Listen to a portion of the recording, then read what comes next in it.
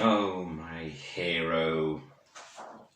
Hello, I'm Andrew Horn. You're watching Planet Hex. Thank you for joining me. In this episode, I want to talk about a project that I gave myself back in the end of December 2019, and which is still ongoing here at the end of October 2020. That project is Compendium 2020, where I decided to write, publish, and publicize 52 original short stories in the genres of science fiction, fantasy, and horror. It seemed very doable. I still think it's doable. It seemed very doable at the start of the year. I started very well and kept it up for about 3 or 4 months with a weekly story on the dot. Many of which I'm extremely proud of, all of which I'm really proud of. They've all been a pleasure to write.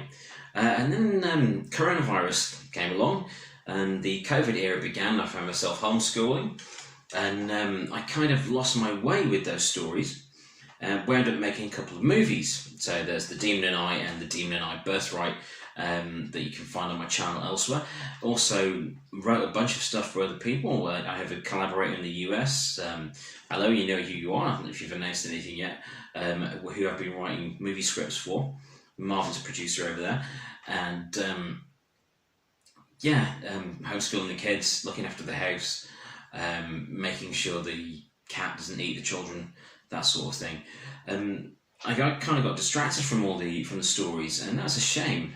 But I'm back on track with them now. So those stories, they were born out of a project I started that I did last year called Compendium 2019, which is very, very inventive titles for these projects that I have, where I would have a story week where I would publish a new original short story every day for 7 days. I did it. I was exhausted by the end of it because I was having a life as well as having to create all these things. And I thought for 2020 I want to do something crazy. 2020 is going to be a big year for everyone. It's going to be an amazing landmark year for the entire planet. Turned out it is, but just not in the way we originally envisioned it. So for this year I decided to write one story a week for 52 weeks. And it's a heck of a challenge. So yeah, this video is more about the writing life as it's lived. So I'm doing these stories for free. No one's paying me to do these stories. I'm writing them, publishing them on my site at andrewhorn.blogspot.com. And then of course I've been after a point I've been making them into videos on my YouTube channel here as well. So I've just published number 29 of those. Today a story called The Assailant. And story 30, I've got something special coming up. You'll find out what that story is called a little bit later on in this video. So I want to talk about what I've learned through carrying out these stories. As a writer and as a person, what I can fit into a day. As a writer, they've taught me a lot about pacing, a lot more about character, a lot more about scene setting. Getting a scene set up in a short story is definitely a fine art. I don't think I've quite mastered it yet, but I'm getting there. I know I'm making a lot of progress. I can see definite progress even just within the stories I've written this year for this project alone. I've learned a lot about the format of a short story where you need to get in there, get to the point quickly, and draw the reader in before they get too bogged down with all the extra details that you would normally have hundreds of pages of luxurious prose to really flesh out with a novel or a novella. Even with a lot of the comic book stories I've written, I feel I've had a bit more space to get things going. With a lot of the short fiction I've had here, some of them have been decent length short stories. Some have been vignettes, like 500 words or less. Some of them have been flash fiction, around 500 or 600 words. They average out somewhere in the region between 800 and 1200 words per story.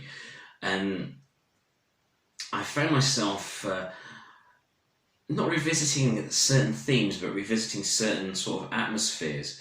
Like with the horror stories, I like a sense of creeping dread, as we all do, but I also like a nice punchy payoff. With science fiction stories, I've wanted to be able to relay a sense of scale. Like the first story, Nexus Point, it opened with an intergalactic battle, so the whole project started with a huge battle and a twisty-turny time travel story.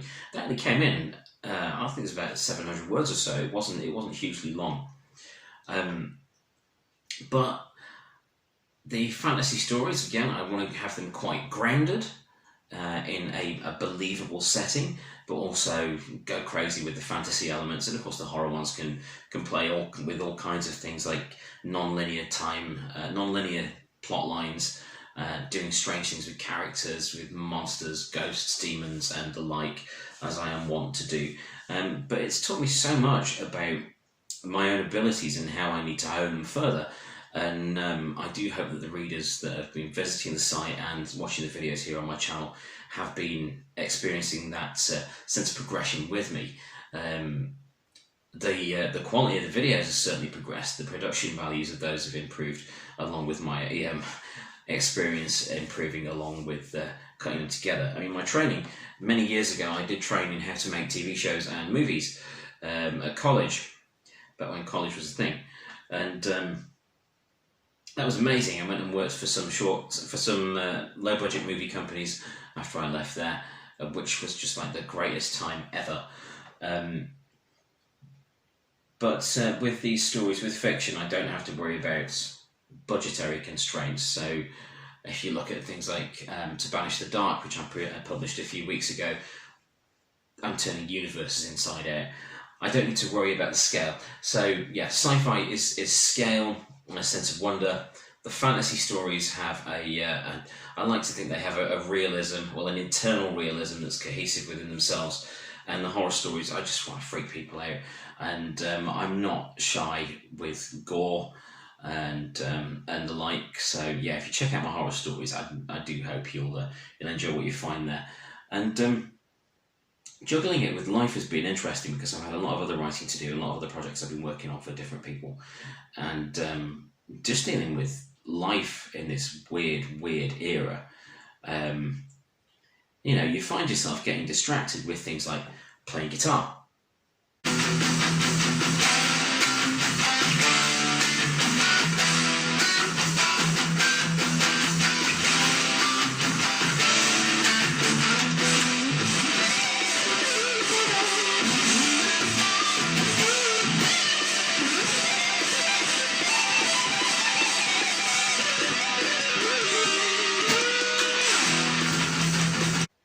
Like that, or playing guitar some more.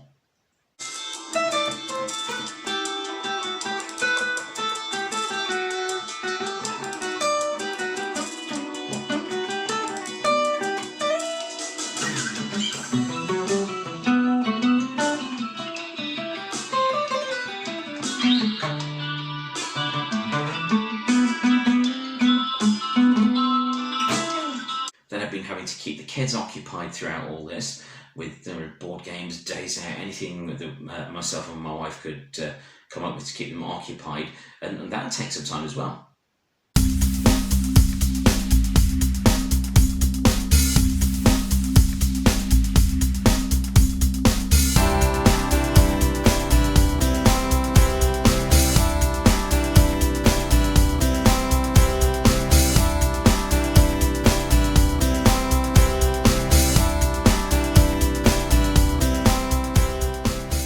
And as the year wore on, I found that I was getting further and further away from actually completing the Compendium 2020 project. It's the back end of October, and I haven't yet published the 30th story. So once 30 is out, there's 22 left.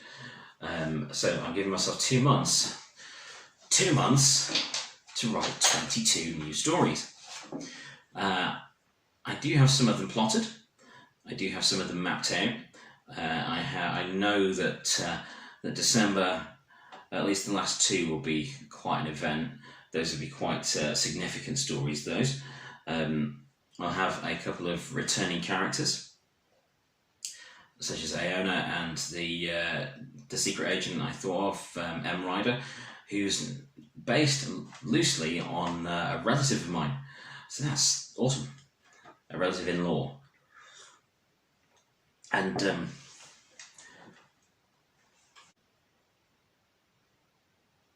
there's lots of other things to come as well.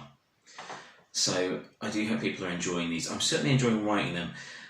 I just need to remember to crack on with it. So there's a lot of pace being picked up with that. So the things I've learned here: pacing, story structure, making sure that characters have some form of character to them, even in a very short space, in a very short amount of prose. Clarity of prose, not being too fluffy, getting to the point with the prose. Such as the advice that I've always tried to stick by, that I learned from people like Isaac Asimov and Stephen King with things they've written about writing. And yeah, biting off more than you can chew. There's been several times where I didn't think I would, get even halfway with this project. It's crazy. 52 brand new stories in a year, as well as movies and books and all kinds of other stuff. So to celebrate, of course, with each quarter, every 13 stories, they are being released as Kindle ebooks of 13 stories, at budget price, intended to just introduce people to the stuff that I write. So they're on Amazon UK, they're all priced at 99p. There'll be a third one as soon as the next 13 are completed, and I am determined to finish this and deliver 52 stories within 2020.